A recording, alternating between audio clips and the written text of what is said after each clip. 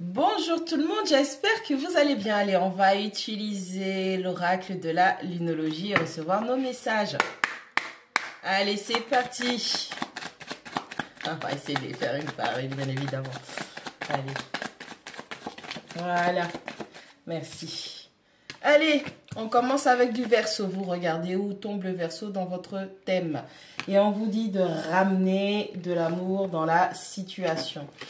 On vous demande d'arrêter d'intellectualiser tout ce qui se passe. On vous demande d'arrêter d'intellectualiser tout ce que vous voyez, tout type de situation et les personnes qui vous entourent. On vous demande de voir aussi l'aspect plutôt romantique, romanesque. Ramener de l'amour dans la situation. Voyez-le aussi comme des preuves d'affection. Et puis arrêtez vraiment de tout intellectualiser. On vous dit qu'il y a des conclusions qui sont à portée de main. Allez, à portée de main, on est en train de vous dire que le simple fait de sortir un petit peu de votre tête, de prendre les gens et les situations pour ce qu'ils sont ou ce qu'elles sont, d'accord, et le fait de temporiser cette intellectualisation permanente va vous permettre de changer de point de vue. Vous allez pouvoir avoir des résolutions qui vont être beaucoup plus justes.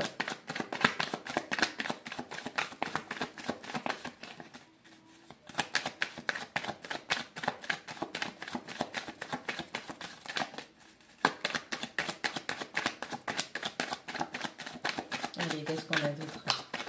Merci. Allez, regardez où tombe le Gémeaux pour vous dans votre thème et on vous dit que la communication est la clé. Ouais, c'est bien d'intellectualiser les choses, mais s'il n'y a aucune communication derrière, ça va être une intellectualisation qui va être plutôt stérile. Allez, on vous dit qu'il y a des échanges, des communications qui viennent et qui vont vous permettre de mieux comprendre pour avoir une meilleure approche de la situation de la personne, des personnes. Allez, vous regardez où tombe le balance et on vous dit de trouver l'équilibre entre votre spiritualité et la praticabilité. Allez, votre spiritualité, c'est vraiment le fait d'être en vous, de vous centrer sur vous, en vous. C'est votre façon de penser, c'est votre façon de réfléchir, c'est votre périmètre mental. Et le fait, avec le patient, qu'on vous dise de trouver un équilibre entre votre vie de tous les jours et votre spiritualité. Encore une fois, on revient au verseau qui vous dit d'arrêter de tout intellectualiser. Vous vivez dans votre esprit. Il va falloir vivre entre les deux. Il va falloir apprendre avec le poisson, les énergies du poisson, à naviguer entre les deux mondes, le monde spirituel et le monde physique. Ok? J'arrive.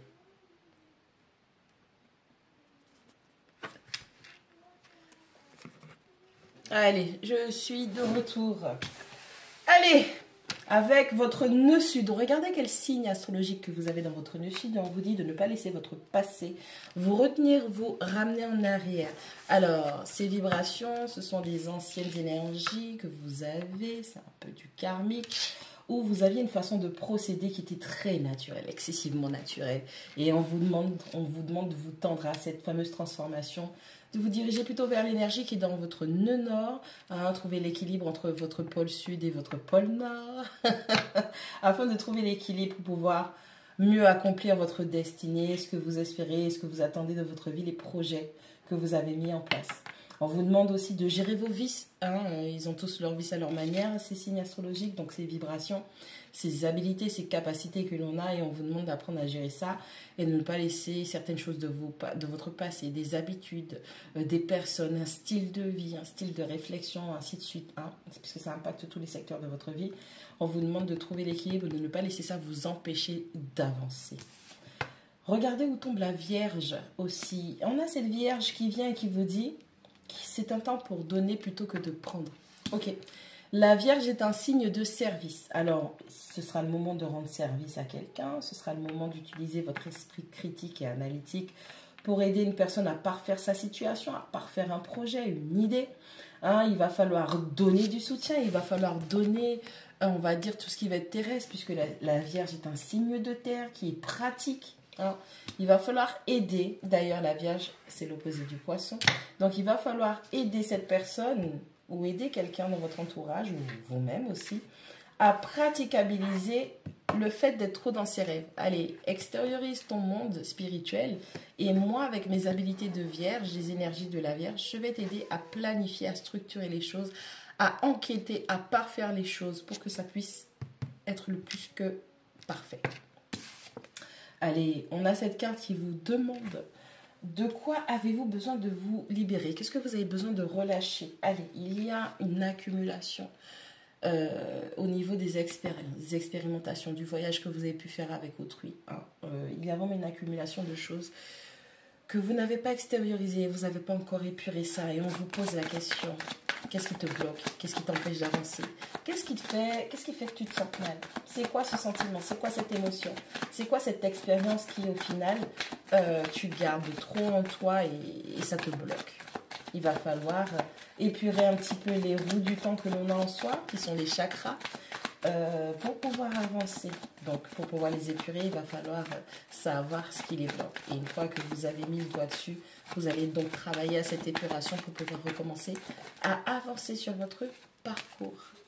Et quand on parle d'épuration, on a la carte de s'abandonner au divin.